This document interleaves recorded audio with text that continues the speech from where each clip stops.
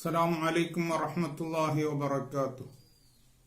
أعوذ بالله من الشيطان الرجيم. بسم الله الرحمن الرحيم.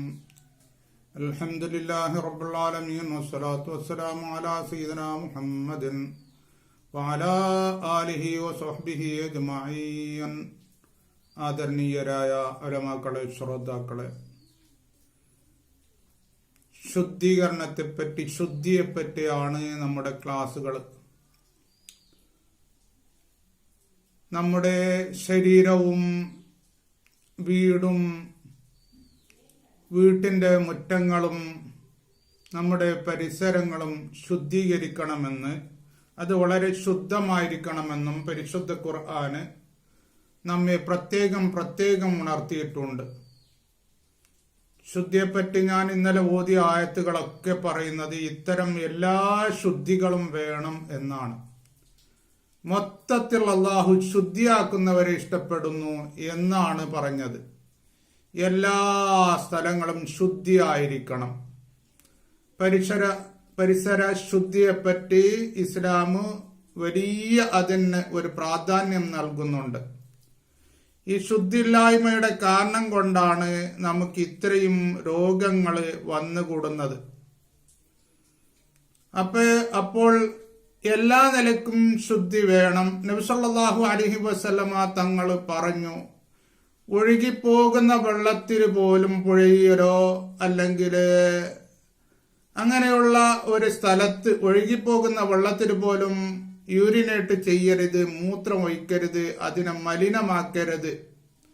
കെട്ടി നിൽക്കുന്ന വെള്ളത്തിൽ എന്തുകൊണ്ടും പാടില്ല എന്ന് നമുക്ക് മനസ്സിലായല്ലോ. അത്രമാത്രം നബി സല്ലല്ലാഹു അലൈഹി വസല്ലമ തങ്ങള് ശുദ്ധിയെപ്പറ്റി പറഞ്ഞു.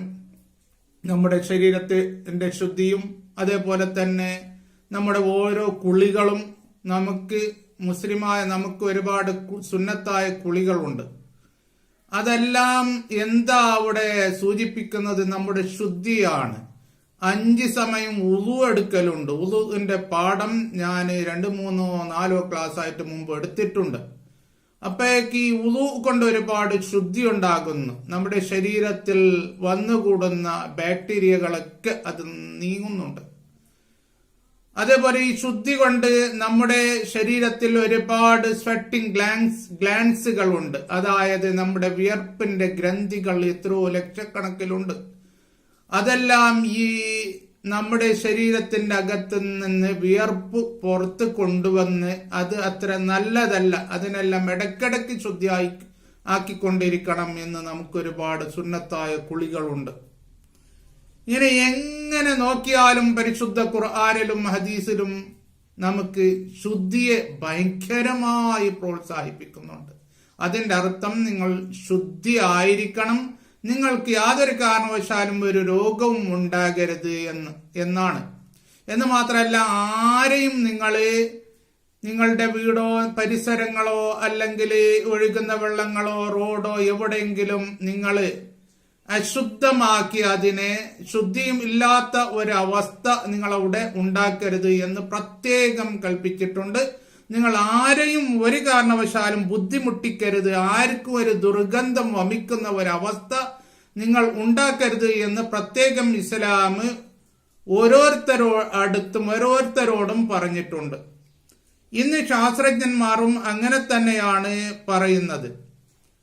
ഇന്ത്യാന യൂണിവേഴ്സിറ്റിയുടെ അവര് നടത്തിയ ഒരു പഠനത്തില് അവർ ഒരുപാട് ഈ ശുദ്ധീകരിക്കുന്നവർ, അവരുടെ വീടും കിച്ചണുകളും ശുദ്ധീകരിക്കുന്നവരെ സംഘടിപ്പിച്ച് ഒരു വലിയ പഠനം നടത്തിയപ്പോഴേക്ക് അവര് കണ്ടെത്തിയത്, അതിന്റെ തലവൻ ഡോക്ടർ നിക്കോൾ കീത്ത് പറയുന്നത്, ഇങ്ങനെ ഈ വീടുകളും കിച്ചണുകളൊക്കെ നന്നായി ശുദ്ധീകരിക്കുന്നവർക്ക് അവിടെ ശരീരം രോഗമില്ലാത്ത ഒരവസ്ഥയിൽ വളരെ ഫിറ്റ്നസ് ആയിട്ട് കണ്ടു എന്ന് അദ്ദേഹം പറയുന്നു. ഇസ്ലാമും അത് തന്നെയാണ് പറയുന്നത്. എന്ന് മാത്രമല്ല, ഡോക്ടർ റിയാൻ റോളസ് അദ്ദേഹം പറയുന്നത്, അദ്ദേഹം വലിയ ഒരു സൈക്കാട്രിസ്റ്റ് ആണ്. അദ്ദേഹം പറയുന്നത്, ഈ ശുദ്ധിയില്ലായ്മ കൊണ്ട് അത് ഒന്നുകിൽ പരിസര ശുദ്ധിയില്ലായ്മ മാലിന്യം, അല്ലെങ്കിൽ ഈ സൗണ്ട് ശബ്ദ മാലിന്യം. നാം പരിസര മാലിന്യങ്ങൾക്ക് ചിലപ്പോ അതിന് സ്ഥാനങ്ങൾ കൊടുക്കുന്നുണ്ട്. പക്ഷേ ഈ സൗണ്ട് മാലിന്യങ്ങൾക്ക്, ശബ്ദ മാലിന്യങ്ങൾക്ക്, അധികമായ നമുക്ക് കേൾക്കാൻ പറ്റാത്ത ശബ്ദത്തിനൊക്കെ അതിനെ കുറക്കാൻ വേണ്ടിയുള്ള പ്രാധാന്യം നൽകുന്നതിൽ കുറച്ചുകൂടി നാം ബേക്കിലാണോ എന്ന് ഞാൻ സംശയിക്കുന്നുണ്ട്. ഇത്തരം മാലിന്യങ്ങളെ കൊണ്ട് അദ്ദേഹം പറയുന്നുണ്ട് ഒരുപാട് രോഗങ്ങൾ ഉണ്ടാകുന്നു, നമ്മുടെ മനസ്സിന് ഭയങ്കരം പിരിമുറുക്കങ്ങൾ ഉണ്ടാകുന്നു, നമ്മുടെ ശരീരത്തിന് ഫേട്ടിക്ക് ഭയങ്കരമായ ക്ഷീണങ്ങൾ ഉണ്ടാകുന്നു എന്ന് അദ്ദേഹം പറയുന്നുണ്ട്. എന്ന് മാത്രമല്ല, അതേ ക്രിസ്റ്റ് മെഡിക്കൽ സെന്ററിന്റെ മറ്റൊരു സ്പെഷ്യലിസ്റ്റും കൂടിയായ ഡോക്ടർ ഉമ ഗവാനി, അവര് ആസ്തമയുടെ സ്പെഷ്യലിസ്റ്റാണ്, അലർജിയുടെയും ആസ്തമയുടെയും. അവരും പറയുന്നത് ഇത്തരം മാലിന്യങ്ങളെ കൊണ്ട് നമുക്ക് അലർജിക്കുണ്ടാകുന്നു, ആസ്തമയുണ്ടാകുന്നു എന്ന് പറയുന്നു. അതേപോലെ തന്നെ ഡോക്ടർ സ്റ്റീഫൻ സോക്കാസ്കി എന്ന് പറയുന്ന ഒരു വലിയ ഗവേഷകൻ, അദ്ദേഹം ഇൻഫെക്ഷ്യസ് ഡിസീസിന്റെ സ്പെഷ്യലിസ്റ്റും കൂടിയാണ്. ഈ ഇൻഫെക്ഷൻ ഉണ്ടായിട്ട് രോഗം വരുന്നതിന്റെ ഒരു സ്പെഷ്യലിസ്റ്റും കൂടിയാണ്. അദ്ദേഹവും പറയുന്നത് നമ്മുടെ ബാത്റൂമും അതേപോലെ തന്നെ കിച്ചണും കൂടുതലായിട്ട് അതിൽ വിള്ളലുകൾ ചിലപ്പോൾ കാണുന്നുണ്ട്. അതുകൊണ്ട് എല്ലാം അതിൽ ജേംസുകൾ, രോഗാണുക്കൾ കൂടുതൽ ഉണ്ടാകാനുള്ള സാധ്യത ഉണ്ട്. അതുകൊണ്ട് അതിനെ വളരെ നന്നായിട്ട് നിങ്ങൾ ശുദ്ധമായി സൂക്ഷിക്കണം എന്ന് അദ്ദേഹം പറയുന്നു. അതേപോലെ തന്നെ അമേരിക്കയുടെ centres four diseases and prevention, centres four diseases control and prevention എന്ന് പറഞ്ഞിട്ട് അമേരിക്കയുടെ വലിയ ഒരു ഗവേഷണ സെന്ററാണ്.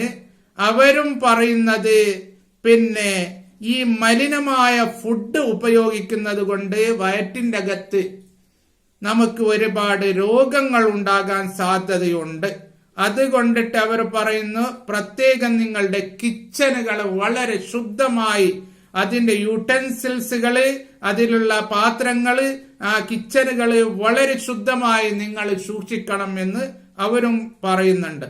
എന്ന് മാത്രമല്ല, ഈ കോക്രോച്ച് പോലെയുള്ള ബഗ്സ് പോലെയുള്ള മൂട്ട, പാറ്റ പോലെയുള്ള സാധനങ്ങളെ എപ്പോഴും നിങ്ങൾ സൂക്ഷിക്കണം. അതവിടെ വരരുത്. അത് വന്നാൽ ഒരുപാട് ബുദ്ധിമുട്ടുകൾ നിങ്ങൾക്കുണ്ടാകും. അതിനൊക്കെ നിങ്ങൾ പ്രത്യേകമായി സൂക്ഷിക്കേണ്ടതുണ്ട് എന്ന് അവര് പറയുന്നുണ്ട്. ഈ കോക്രോച്ച്, പാറ്റ, അത് നമുക്ക് ആസ്തമയുടെ രോഗങ്ങൾ ഉണ്ടാക്കുന്നു എന്ന് മാത്രമല്ല, ഒരുപാട് ബാക്ടീരിയകളെയും പാരസൈറ്റുകളെയും അത് നമ്മുടെ വീട്ടിലേക്ക് കൊണ്ടുവരുന്നു. അത് മൂലം നമ്മുടെ വയറ്റിന്റെ അകത്ത് ഒരുപാട് രോഗങ്ങൾ ഉണ്ടാകുന്നു എന്നും അവർ പറയുന്നുണ്ട്. എന്ന് മാത്രമല്ല, അതുപോലെ തന്നെ എലികൾ ധാരാളമായി കുന്നുകൂടുന്ന അവസ്ഥയും കാണുന്നുണ്ട്. ഇതിനെപ്പറ്റി കാർണൽ യൂണിവേഴ്സിറ്റിയിൽ നടന്ന പഠനത്തിൽ അവർ പറഞ്ഞു, ഇത്തരം സാധനങ്ങൾ, കൊതുകുകൾ, ഈച്ചകൾ, പാറ്റകൾ, മൂട്ട, ഇതുപോലെയുള്ള പലതും ഇതിനൊക്കെ ദൂരത്താക്കണം എന്ന്. ഇതിനെ എന്തുകൊണ്ടാണ് ദൂരത്താക്കേണ്ടത് എന്ന് മുമ്പൊരു ക്ലാസ് ഞാൻ എടുത്തിട്ടുണ്ട്. നാം എന്തെങ്കിലും വിഷാംശങ്ങളുള്ള ഫ്ലൂയിഡുകൾ കത്തിച്ചോ അല്ലെങ്കിൽ പ്ലഗിൽ കുത്തിവെച്ചോ കൊണ്ടല്ല, നമുക്ക് നല്ല സാധനങ്ങളെ കൊണ്ട്, വളരെ നാച്ചുറലായ സാധനങ്ങളെ കൊണ്ട് അതിനെ നമുക്ക് ദൂരീകരിക്കാൻ പറ്റും. ഇൻഷാ അല്ലാഹ് അതിനെപ്പറ്റി അടുത്ത് ക്ലാസ് എടുക്കുന്നതാണ്. ശുദ്ധീകരണത്തെ പറ്റി ഇൻഷാ അല്ലാഹ് അടുത്ത് വീണ്ടും ക്ലാസുകൾ ഉണ്ടാകും. അല്ലാഹു തആല വളരെ ശുദ്ധമായി നമ്മുടെ ശരീരത്തെയും അതേപോലെ തന്നെ വീടുകളെയും പരിസരങ്ങളെയും നമ്മുടെ മുറ്റങ്ങളെയും പുഴകളെയും നമ്മുടെ രാജ്യങ്ങളെയും നന്നായി ശുദ്ധമായി സൂക്ഷിക്കുവാൻ നമുക്കെല്ലാവർക്കും അല്ലാഹു തൗഫീക്ക് നൽകട്ടെ. എല്ലാവർക്കും, മൊത്തം ജനങ്ങൾക്ക് നമ്മെ കൊണ്ടാകുന്ന എല്ലാ ഉപകാരങ്ങളും ചെയ്ത് ജനങ്ങൾക്ക് എന്തൊക്കെ സഹകരണങ്ങൾ ചെയ്യാൻ പറ്റുന്നുവോ അതെല്ലാം ചെയ്തുകൊണ്ട് അള്ളാഹുവിന്റെ പൊരുത്തം കരഗതമാക്കി ജീവിക്കുവാൻ അള്ളാഹു നമുക്ക് തൗഫീഖ് നൽകട്ടെ. ആമീൻ. വാഖിറു ദഅവാന അനിൽ ഹംദുലില്ലാഹി റബ്ബിൽ ആലമീൻ. അസ്സലാമു അലൈക്കും വറഹ്മത്തുള്ളാഹി വബറകാതുഹു.